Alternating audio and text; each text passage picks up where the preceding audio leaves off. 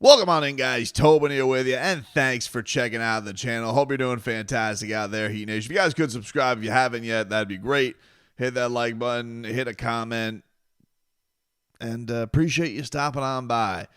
Kind of a part deux of the fallout from the 115-112 loss. A lot of fascinating things with this game, but I want to get into a little bit of the real rotational consequence of this game, because Erik Spoelstra, as we said, going into this road trip, possibility that Erik Spoelstra could be feeling a little frisky, feeling a little, feeling a little froggy, that he could be making a move. Something about West Coast Spo. West Coast Spo is a different Spo. You know, he feels like he likes to tinker. It's late at night. Maybe there's not as many home eyeballs, he thinks, and I don't know what it is about West Coast Spo, but West Coast Spo, maybe it's maybe it's the Pacific air. I'm not really sure. I can't really put my finger on it. Did they even get the Pacific in Arizona? It doesn't really matter, dude. The point is, there's something about West Coast Spo that is going to be doing some things that are a little different than Miami Spo.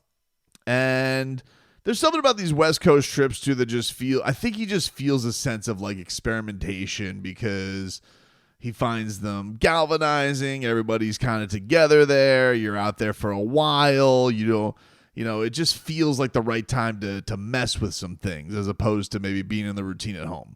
Whatever the reasons may be, what Heat Nation has been wanting to see this season, they finally got to see, which was to see their first-round pick, Kel'el Ware, in some significant, real minutes tonight. And I like the way that he looked. Look, the Thomas Bryant thing, they had him out there, and it was a matter of,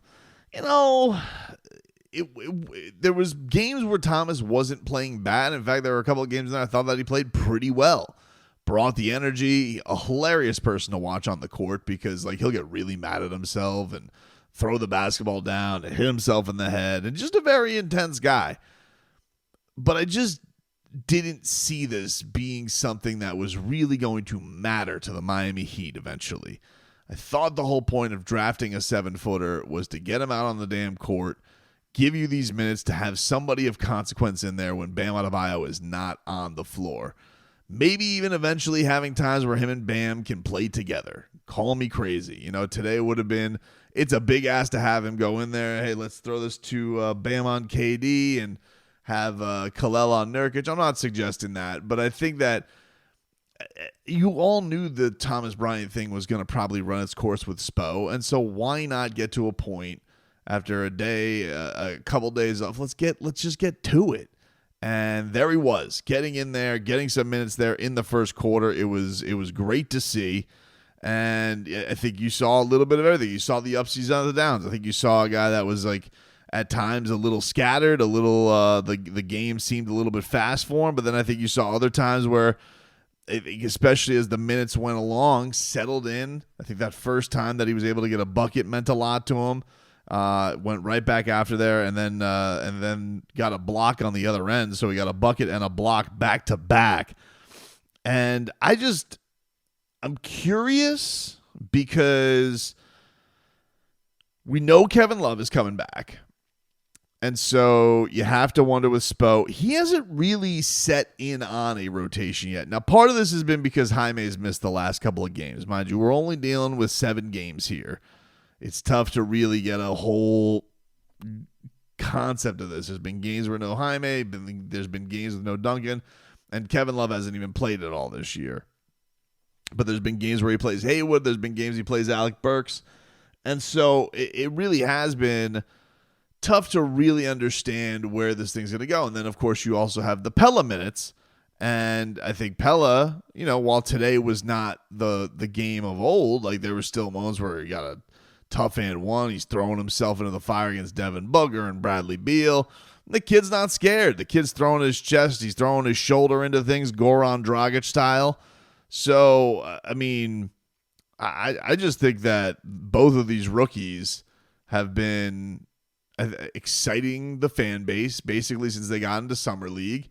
And I want to see him play. I want to see this Miami Heat team use this season to develop young guys and do this along the timeline of, I get it. You have Jimmy Butler and Bam Adebayo and Tyler, and those are your three established guys. And Duncan Robinson's been around forever, and you're going to give respect to Kevin Love, but you also have to keep an eye on the future and where things go. Now, speaking of young guys, we'll get to some more Kel'el Ware here in just a second because he was fantastic. But of consequence tonight was that the third quarter started with Haywood Highsmith and not Nikola Jović.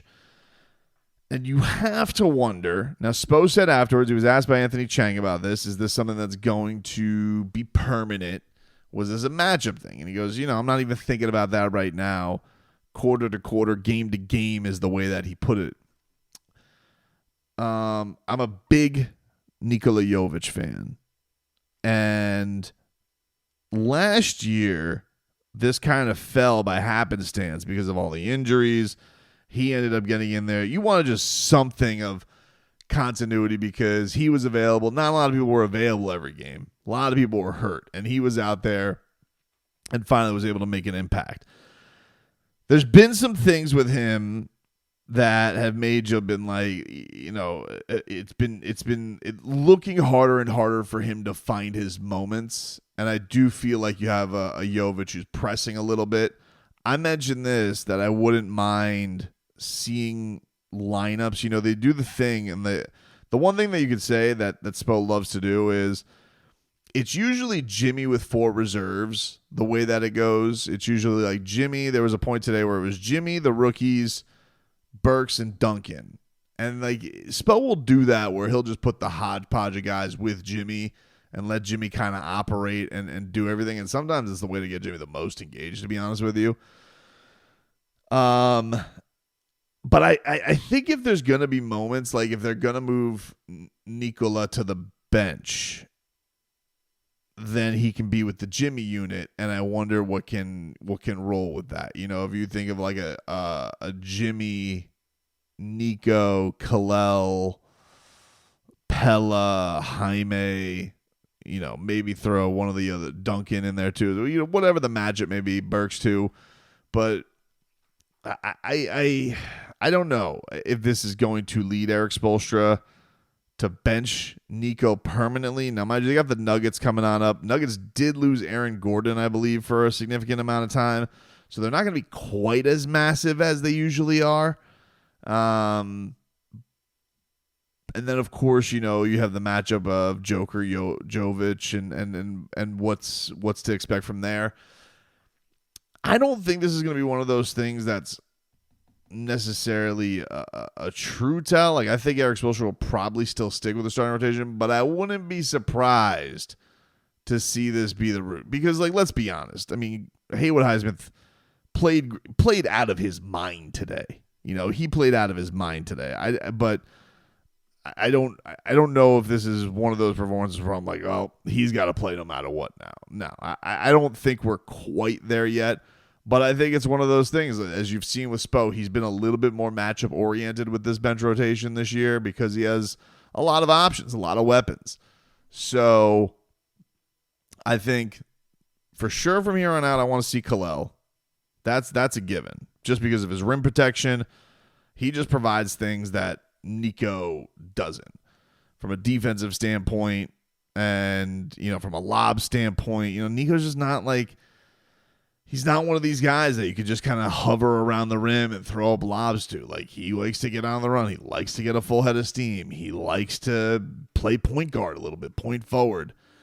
It's a tough spot for him. He's basically in this starting unit, and he's kind of limited to shooting, and then, being able to take care of these mismatches just hasn't been there for him yet. So I would like a little bit more patience with it, but I do think it's getting to thin ice. So very, very curious to see where that lies.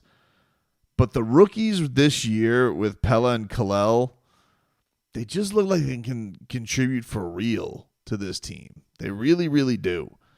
And And they're going to be in a spot. Like you look tonight, J. Rich didn't play after a rough game last time around. Jaime still sick. Jaime's obviously going to play. So will that kill Pelle's minutes? Duncan Robinson's shot pretty well since he's come back from the personal reasons. In the last couple of games, he's been hitting it from 3.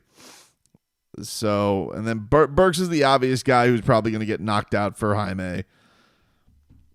And if Nico is going to go to DNP-CD, they put Haywood there, then you probably can get more Pelle back in the rotation along with Kel'el Ware. And yeah, quite frankly, you've just noticed those two so far more than Nico. Nico just hasn't had that moment yet. But it is only, going to be going into game 8. Interesting question for Spo. I think everything kind of stays. I'm curious if Jaime is going to be good to go for Friday. Then what does it look like? And if that will impact what he decides to do with everybody else. Because the more options, and once Kevin Love is back, that's going to be an interesting one too. Like, how much are they going to play Kevin? Is Kevin going to be, I don't think Kevin's going to be here to play 0 minutes. But is it Kevin Love a playoff player anymore? Or is he going to get played off like he was basically in the Celtics series? And then you start wondering to yourself, all right, like, what's the line there between, hey, we got to show respect to a guy who's obviously means a lot to our locker room and getting our first round pick ready? Because I really do think playing the rookies is important. I think they're talented. I think they can help. And I don't want to see them not play for respect for the old guys. I don't think that's the plan. I don't think that should be the plan. But, to be fair, I also think Nico is such an interesting piece. And I don't necessarily know if he's anywhere near the role that he should be in of just being a shooter, a spot-up shooter, because I don't necessarily know if it's the best thing that he does. Like, he'll have maybe a night where he's really, really feeling it and really hot. But I think that, I think that's one of those things where they gotta figure something out for him. And I don't really know where that is right now with this lineup, other than he's another tall guy next to Bam. But he doesn't really utilize that size too well. Especially with these guys, with Tyler being a good rebounder for his size, with Jimmy, with Bam, so you're just having him there for what, a few rebounds for 8 minutes? I don't know. I don't think it's necessarily just on him. I think it's a fit thing. And we knew this was going to be a little bit of a quirky starting lineup to get right. So where do the changes come? I would say probably the most obvious place is Haywood in for Nico. Nico will probably ride the pine a little bit, which bums me out because I want to see him play too. Like, I'd love to see, like I said, I'd love to see, kind of that Jimmy Swiss Army knife. It's like it's almost like Jimmy and rando 4 guys like figure it out. Like, I'd almost love to see what can Nico and Jimmy do just together with a little feature of themselves. I'd like to see that and then see where it goes from there, because I think it'll help. I think it'll help the young big man flourish a little bit and maybe be a little bit more fun with playing with all that youth instead of being in this place where you're almost boxed in a little bit, because you don't want to feel like you're taken away from the big dogs. It's a tough spot for him, and right now it kind of just feels like he's a token starter. But as far as but the Kel'el thing, dude, there's no way in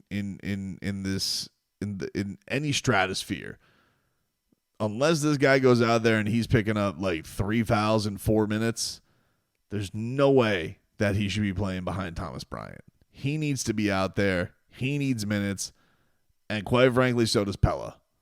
Jaime's obviously going to get minutes when he comes back, but I want to see these rooks in action, dude. I need it. not only just to help for the team, but just in general intrigue. I want to see new things. And I think every Heat fan wants to see a little bit of new things, and especially if it's not at the detriment to the team too much. I think that you want to see new things, and you want to see things that feel like they can be viable options and help the Heat. And I think both of these guys fit into that category. So it was exciting to see Kel'el in some real action tonight. And I want to see more of it for sure.